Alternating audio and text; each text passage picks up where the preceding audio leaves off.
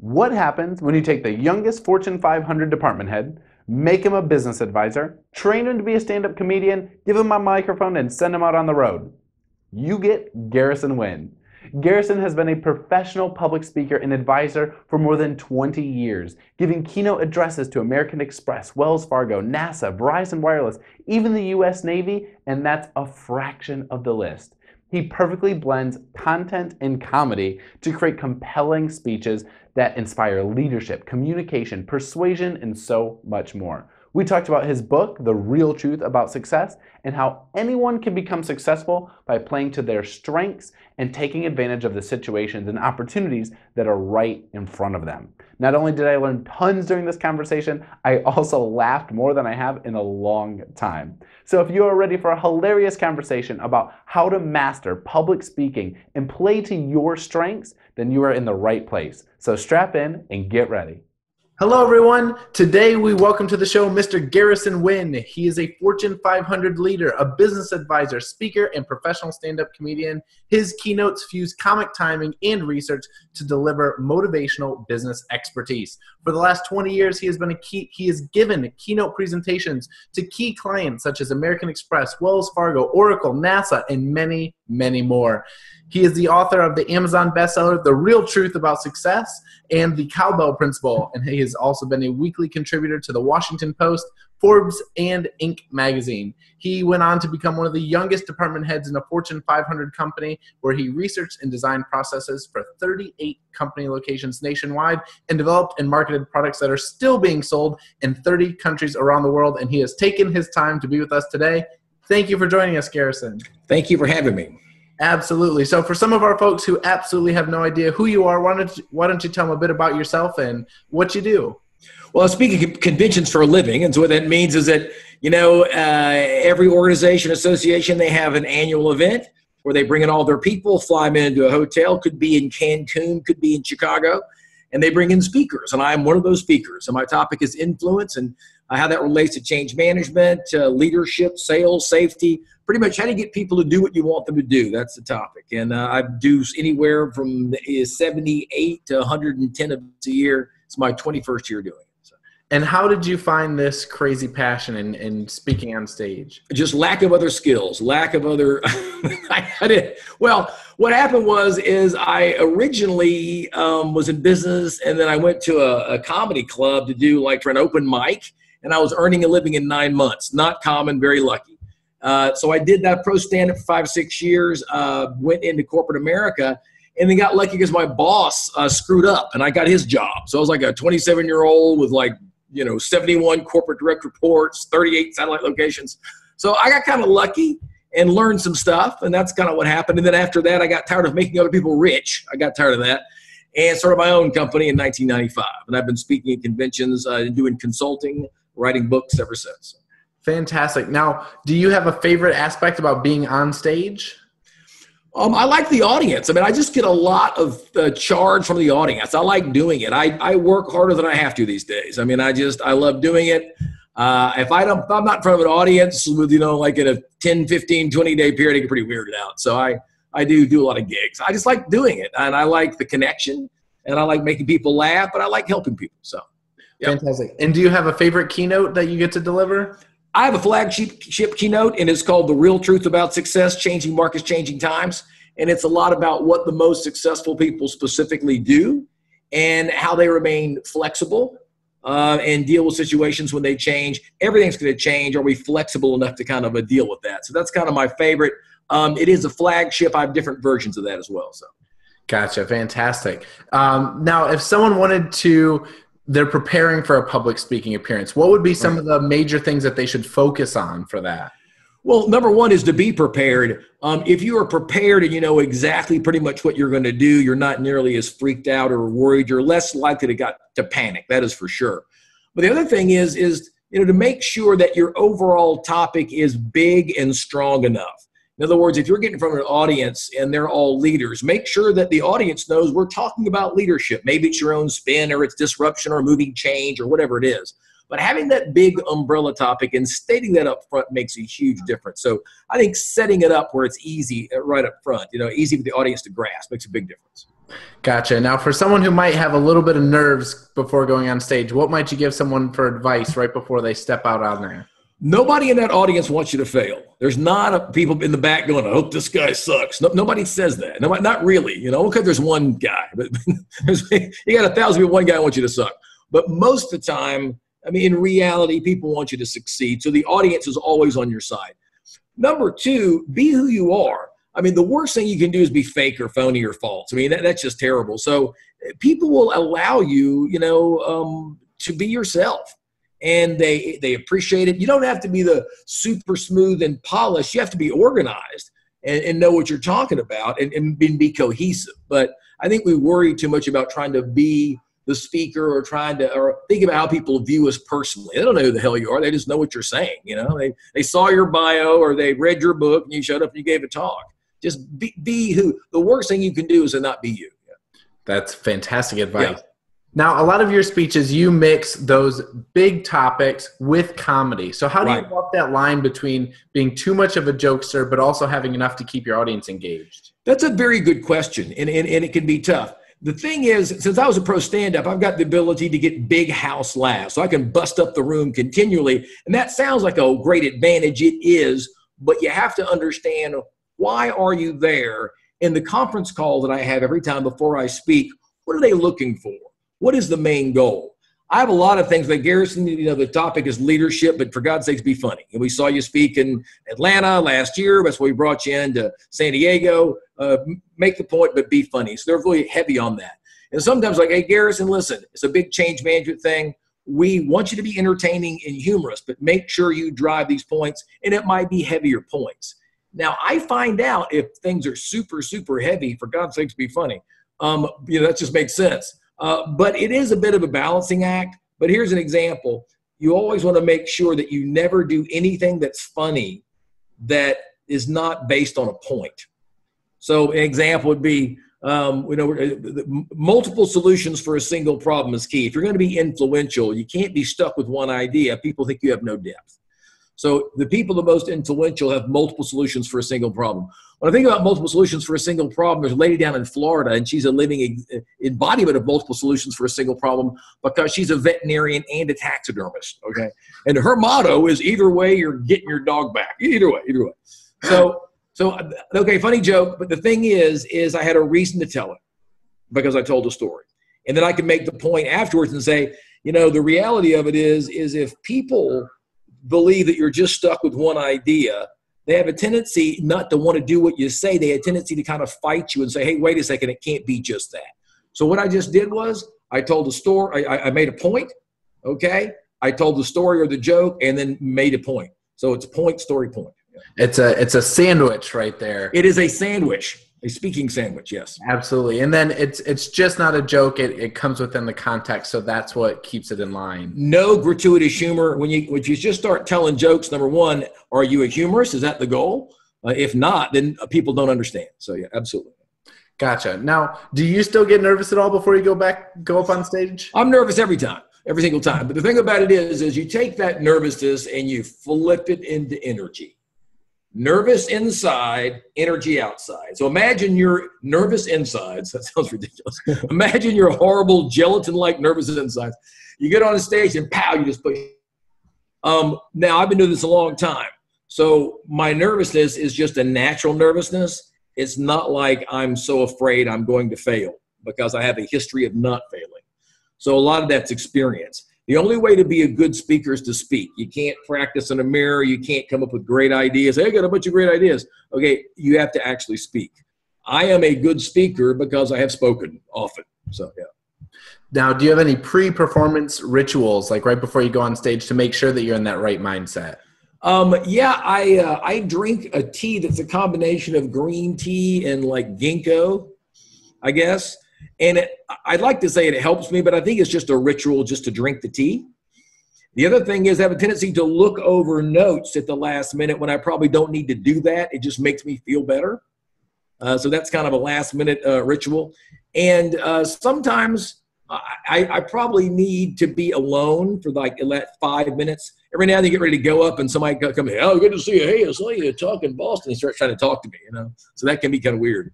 So yeah, I've got to be alone, drink some tea, go over notes. Yeah. There you go. So then you step up on stage and you're ready to go. Yep. Now, question. So what would you say are some of the top 3 skills that are needed to excel in today's workforce? That's a very, very good question. And as simple as that question is, it's not asked enough, and especially as clearly as you asked it. I think really number one is being able to simplify things. People believe if you can't simplify your information, you don't understand it well enough yourself. And a lot of times these days, people are trying to sound smart, and they want people to impress people, and they're complicated. So it doesn't matter. I mean, you have to be personally influential in leadership, sales, service, technology. It is a very, very big. So clarity is king. Again, it doesn't matter how smart you are if no one knows what you are talking about. Right now, if you're not able to simplify, you don't have a lot of power. People start looking in another direction. So you got to be able to just explain the big picture. The other thing is, and not talked about enough these days, is organizational skills. I mean, you have to be able to explain to someone and to demonstrate what a good job looks like when it's finished, not the steps to get there.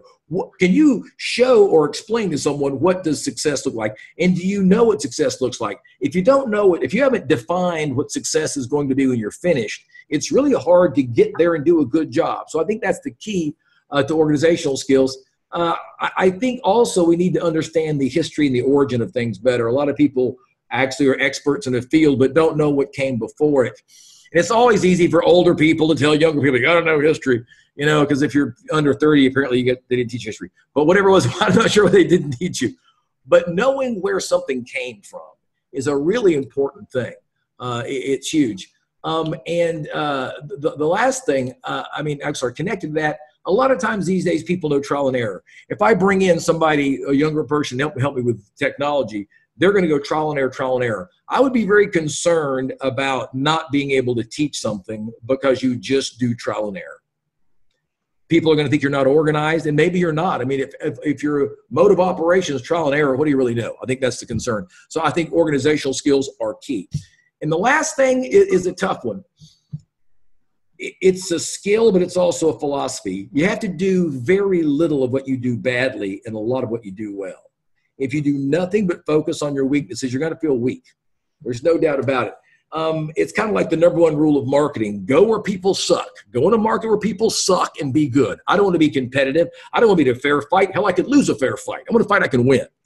So you want to set yourself up to where you're focusing on doing the things that you do well. In other words, if you have talent, get better at that.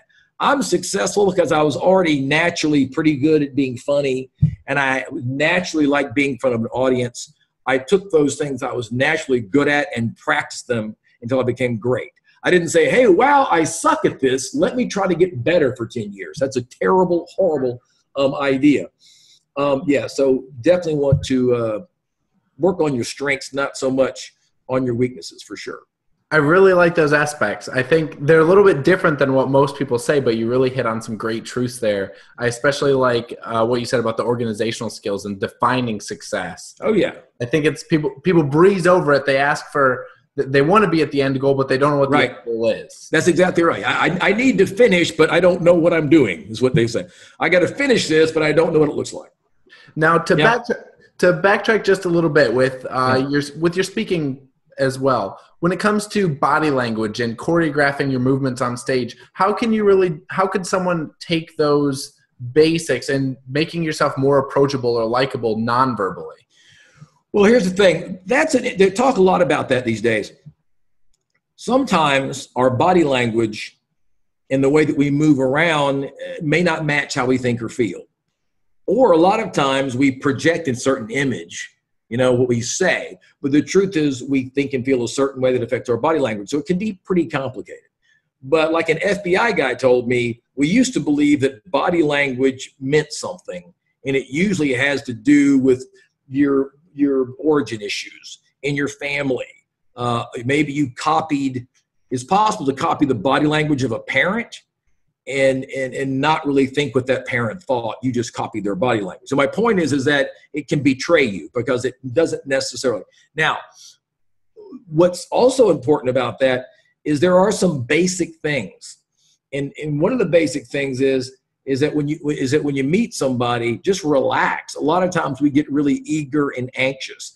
I had a guy come up to me one time and he literally stepped in between my legs to shake my hand. So when the guy was shaking my hand, he pretty much put his groin into my groin, which is kind of I mean, he meant well, but it's like, I don't know where you're from, but where I'm from, we don't shake hands as our chests are touching. It's just a weird, that's a weird thing.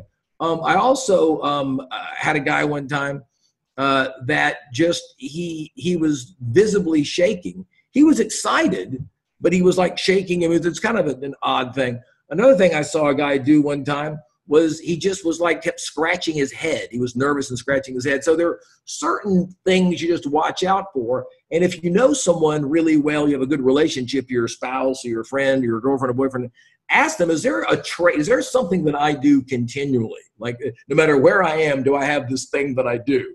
Because I think somebody, the guy that shook hands with people, and his idea shaking hands was more of a body hug than a handshake. Yeah, that was his deal. So the other thing is understand that how important body language is. This is not just screwing around. There's a really unpopular experiment that was done, and this is controversial. These days you talk about bullying.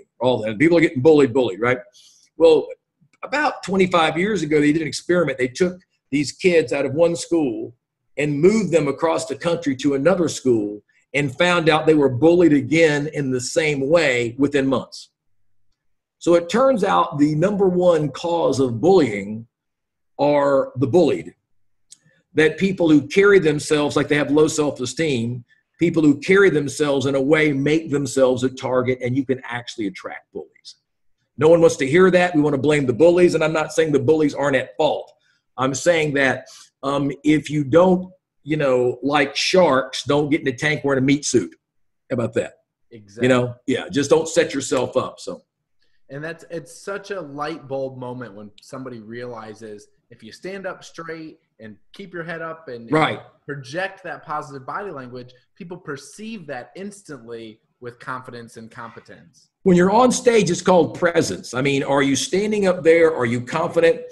Are you talking to the audience like they're humans and you're a human, they're your friends and you know them and you trust them. It's an interesting thing. When you have presence and many people think, oh, this guy really believes in himself, and that may be very true, but it's that you trust the audience and they sense you trust them. If you want to have influence, let people know you trust them, for sure. I think you hit a really awesome topic when you said talking about a presence. Oh, yeah. And how you can convey that, whether you're on stage or whether you walk into the boardroom or whether you're negotiating, having that presence is something that people look at and they go, how or what, or how does that happen? Well, one of the things, by the way, is belief system. You have to believe that you should be there. And this is a tough one. So when I walk out on stage, I believe I should be on stage. I'll be honest with you, I believe I should be there. I've seen some people get on stage and start to thank everybody. Thanks for having me. I really appreciate it. And you realize after a couple of minutes, they don't believe they deserve to be there. One thing that's hard to get through people's heads who are amateur speakers is you can get up there and say, thanks for having me. But after you thank the third or fourth person that allowed you to be on stage, the audience thinks that maybe somebody else should be on stage. Like, right. What this person, did you win the lottery? Were they drawing straws? How'd you get this gig? That's the problem. Yeah, get up there and share your piece now that you've got the spotlight. Right, you have to believe it. You have to own it. And your belief system creates not only your experience, but the experience people have who are dealing with you. So, gotcha. Now I'd like to talk about your book a little bit. The Real Truth About Success. And I know, like you said, that's your favorite keynote. If you could give a little bit of an overview of what's inside that book for us. Well, what we did is we interviewed 5,371 top performers over about 10 years. And we asked questions. And what we found out is that they had the same old answers. We said, wait a second. If you're the number one in the world, how come your answer is the same as the person who's not very good? I worked hard. I did this. No. So no offense, but whatever, that's not it. So started to ask, okay, beyond all this stuff, all the answers you give, is there something they don't talk? Is there something beyond that? So when we told people we didn't like their answers, we got more interesting answers. Now, I'm sure we got some help from Gallup on that too. They helped us. I'm sure a lot of people go, wait a second, you really led the witness. I mean, like, what kind of research is that? Well, I don't know about that, okay? All I'm saying is the answers we got were extremely interesting. And we found out that what the most successful people had in common was they took advantage of their advantages. They figured out where they had the most advantage and they capitalized on it. That was a very interesting, simple thing. So we looked at that. And we also found the concept of they were not in a fair fight. They set themselves up in lopsided battles they could win. They were successful not because they were in an even fair fight, but they set themselves up where they had an advantage because they took advantage of their advantages when others around them did not. That's what we found out. Very interesting. And so the book takes you on a journey to take kind of a self-discovery journey about looking at yourself, about, hey, what are the reoccurring patterns and traits that I have that would allow me to be successful? So different from one of my favorite books, First Break All the Rules, which is based on the Gallup survey of 1 million employees and 80,000 managers. And I love that book. This really was very much personal about what people were specifically doing. And for example, there was a guy who weighed 400 pounds and he was 6'6", and he was really successful because he goes, everybody remembers me. I'm the biggest person that's ever been in their office. And when I go to these conventions, I wear these big red and bright shirts and people see me and I'm the most well-known person. He was like the top selling person in the concrete business and everybody knew this guy was really successful and a young guy, very successful. His brother felt he couldn't be successful because he was too big. Yeah. Very interesting. Got a twin brother, looks just like him, believes that he can't get ahead in life. His brother makes money because nobody can forget how big this guy is.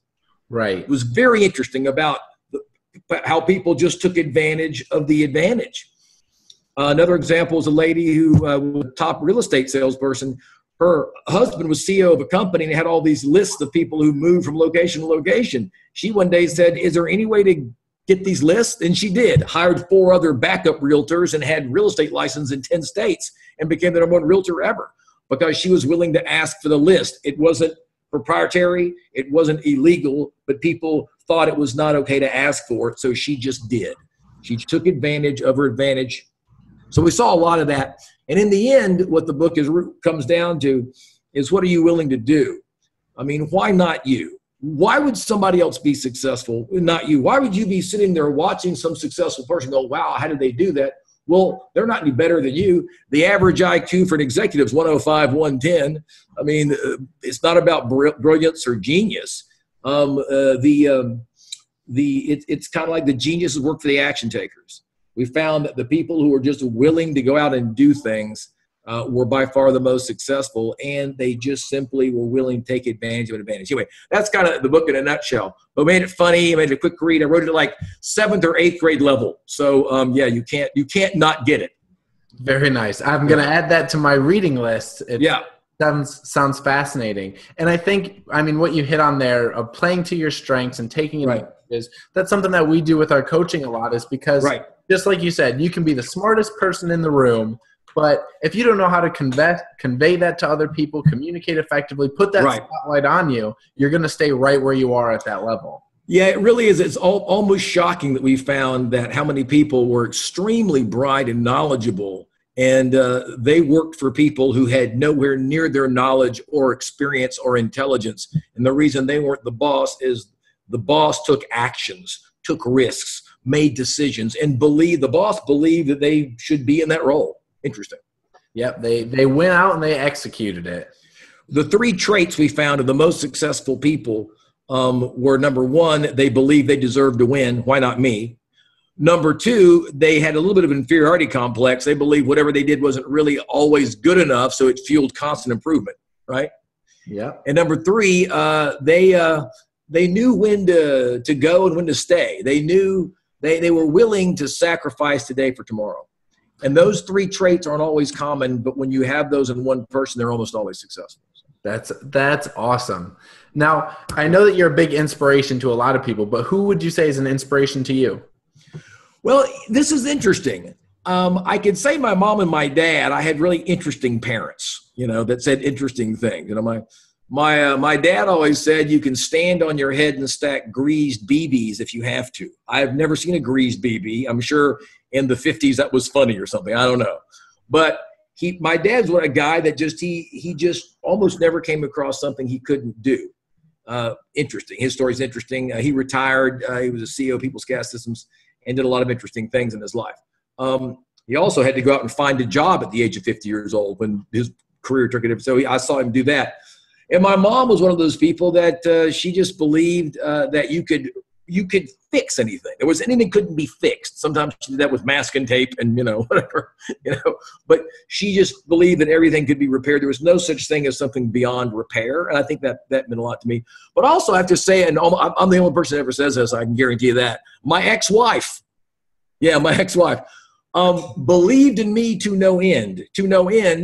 And we still work together. She works for my company. And by the way, you have to have really good relationships if your ex-wife works for your company, by the way. Absolutely. Just because we couldn't live in the same house and make our relationship work has nothing to do with how we feel about each other.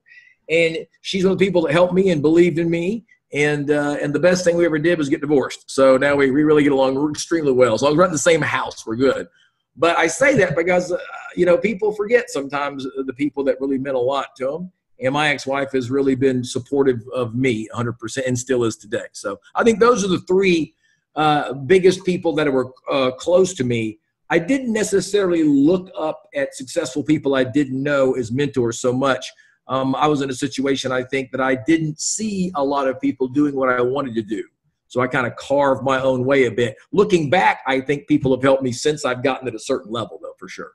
Gotcha. Now, on the family note, I saw on your website a little story about traveling around with baseball and Hank Aaron. And yeah, so my dad worked for Magnavox, and they invented the world's first video game. Well, the story is I took the demo before it was a video game to show and tell at age 10 years old. That means I demoed a video game in 5th grade in 1970. And no one had ever seen it. My dad said 400 people called the house that week. Like, what was that? It was a video game. So the game came out, and I got to travel with my dad when I was like 12, 13 years old. And Hank Aaron, who had in 1974 broke Babe Ruth's home run record. Yeah. So we hired Hank and demoed the Odyssey video game. Why it's Hank Aaron, I don't know, but that's what happened. So I got to go around with baseball legend at 13 years old and demo video games. So I get on these radio shows and Skype shows and shows like this all the time because I'm somehow the father of video games. I didn't know what it was. My dad said, hey, I brought this thing home. Don't take it to school. So I immediately took it to school and demoed it. That's what happened. So I was demoing video games before anybody knew what they were. So. Absolutely. And I can tell just from your stories that you pull a lot from your real life and your past. And that's what right. That's what it correlates to your on-stage performance. And you're bringing that authenticity. You're bringing those stories. And that's what people want to see and how you can tie stories into those keynotes. Absolutely. Gotcha. Now, a couple things to wrap up here. Now, do you have any books that you recommend? I mentioned First Break All the Rules. Originally, it was by Marcus Buckingham, who was at Gallup at the time. I think I know he's no longer with Gallup, and somehow they attribute the book to somebody else. I don't know how that works at Gallup. We partner kind of with Gallup, whatever. It's called First Break All the Rules. It is the only truly foundational leadership customer service book that was based on the research. They interviewed, I think it was 80,000 managers and 1 million employees over 25 years. If you don't read that book, then other books aren't going to help you enough. Read that book. It's foundational. Came out in 2002, inspired me to start with my research that I've done over the years. Yeah, it's a great book. Read it first. For sure. Fantastic. Absolutely. Now, if someone wants to learn a little bit more about you or potentially book you for a gig and see a little bit more about Garrison Wynn, how can they do so? They can just Google Garrison Wynn. Just go to Google and just type in Garrison Wynn. All my stuff shows up. You can go to GarrisonWynn.com. That's GarrisonWynn.com and go to my website. You can also find me on Twitter and Facebook and all that good stuff. So. Gotcha. Now, another fun one. If you could have a conversation with anyone, past, present, or future, who might that be? That's a really interesting question. I didn't know both of my grandfathers at all. Mm-hmm. Well, my grandfather, my dad's side, died the year I was born, and my other grandfather before. I don't know. I think I would like to talk to them and just to find out, because I just don't have a sense of who they are and kind of like the origins of where I came from. We have a big family. I can track my family history back on both sides, one to the year 1077 on my mother's side. Whoa. Yeah. I got an ancestor that was with William the Conqueror, for crying out loud. The thing is, the last name Bedingfield, and they lived in the province of Bedingfield and didn't move for, 1,000 years. So that helped. On my mother's side, my dad's side, back to like 13th century, 12th century. I don't know. I just would like to know at least grandfather, just figure out where I came from. The other person I would like to talk to is maybe Warren Buffett. And I'll tell you why. Buffett says some very interesting things, but it's what Buffett doesn't say that interests me. I've heard some conversations like, hey, he's leaving that part out. I'd like to know what that part is. So, yeah. I think those are the two grandfathers in Buffett, if that makes sense. Those are fantastic answers. Yeah. Now, last question here. I'll hand the ball back over to you. Is there anything that you wish that I had asked, or any final words of wisdom? Yeah, and it's a bit of a touchy subject. It's about people confusing their opinions with facts. These days, I'm surprised at people who think their opinions are facts. I heard I'm not a very political person or a political discussion, and this person says, but we live in a democracy. No, we live in a republic, and it's different. It's similar, but it's different. And the person said, I don't believe that. Well, if you don't believe the facts, I can't. It's not my opinion. So I think we need to make sure that we don't. I was talking to people who believe that because they believe something, that makes it true. We have a lot of evidence. There's a lot of history on things. I think it's really important. Study and get the facts, and it might help you to base your opinion on something. I was on a radio show years ago, and a lady called in. It was really strange because she was just making stuff up, I guess, but she was this big authority. And she just got torn apart on the radio show because basically it was just all opinion. She was a smart lady who explained things very, very well. We actually have facts. You can go read and study stuff. So, and the other thing is don't let the media tell you who you are. Good news does not sell newspapers or cable subscriptions. There's no money in it. So of course the news is bad. It's going to be bad. If you were on the internet and you saw a link that said life is good, life is great, would you click that link? No. If it said headless body found in topless bar, click, that's news, right? You can't sell Prozac and LifeLock and beer with good news. So yeah, just the news is bad. That's what it is. And after, 1998, you're under entertainment law, so you don't have to tell the truth. So when they say there's 700 murders in Chicago and that's the record, no, it was 1,100 in 1993 and 945 in 2000. So the truth is, it's actually getting better. Life is pretty good. It's just not that terrible. Crime has gone down. A lot of things are better. So don't let the media tell you what life looks like. You decide what your life looks like. Important. I think you nailed it with that as well, because when you talk about perspective and creating your own bubble and your own path moving forward, right, you've got to consume what you want to consume, right, make your own opinions and go from there. That's exactly right. Yeah, exactly right. And like I say, there's a lot of information out there that we know. So look at that first. And then when you have that opinion, it's based on something. I think that's it's a good lesson for people today. Absolutely. I love that. Yeah. We'll leave that as our wise words for everyone to the end there. And once again, I really appreciate your time. Thank you for joining us. Thank you. I'm going to have a heck of a time writing a description for this because we covered all different topics here, but it was a bit wonderful. Well, I appreciate it. And thank you so much for having me. I really appreciate it. Absolutely. Have a great night, Garrison. Thank you. You too.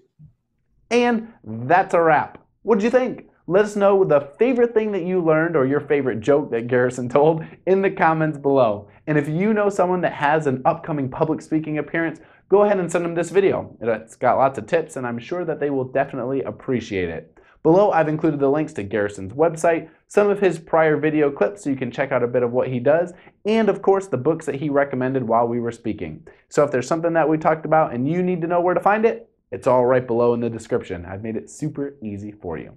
As always, click subscribe right down there in the corner. We don't want you to miss a single video. And remember, every Wednesday, we're going to be releasing brand new interviews with industry experts and influencers, body language coaches, public speakers, comedians, and so much more. I promise that you will not want to miss it. And always, check us out on the web, www.lifesecretsauce.com. Until next time, ciao for now.